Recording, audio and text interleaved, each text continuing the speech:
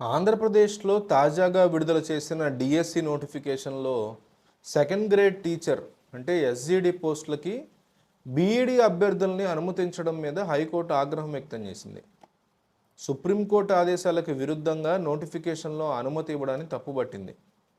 ఒక దశలో DSC notification మీదే స్టే ఇచ్చేందుకు సిద్ధమైంది. అయితే హాల్ టికెట్లు మాత్రం విడుదల చేయొద్దని సూచించింది.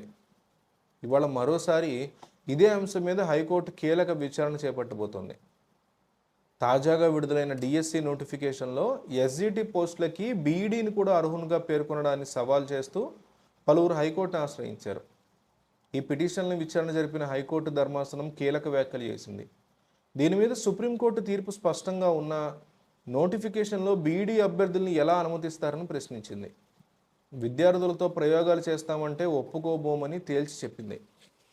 రాష్ట్ర ప్రభుత్వం విద్యా సంస్కరణలో భాగంగా 3వ తరగతి నుంచి 8వ తరగతి వరకు ప్రాథమిక విద్య పరిధిలోకి తెచ్చిందని, కాబట్టి వీరికి బోధన చేసేందుకు బీఈడి, డిఈడి అభ్యర్థులు ఇద్దరూ అవసరమని ప్రభుత్వం తరఫున ఏజీ శ్రీరామ్ వాదించారు. టీచర్లు ఎంపికైన తర్వాత ఎన్సిటిఈ బ్రిడ్జ్ కోర్సులో వీరికి శిక్షణ ఇస్తామని తెలిపారు. అయితే ఒకవైపు బోధన, మరోవైపు శిక్షణ ఎలా చేస్తారని హైకోర్టు ప్రశ్నించింది. ప్రభుత్వ వాదనతో సంతృప్తి చెందని హైకోర్టు ఒక దశలో డిఎస్సి నోటిఫికేషన్ మీద స్టే ఇస్తామని, హాల్ టికెట్లు కూడా విడుదల చేయొద్దని సూచించింది.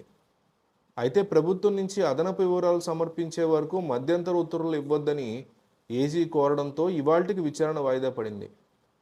ఈరోజు విచారణతో ప్రభుత్వం ఇచ్చే సమాధానం ఆధారంగా హైకోర్టు తదుపరి నిర్ణయాన్ని ప్రకటించబోతోంది.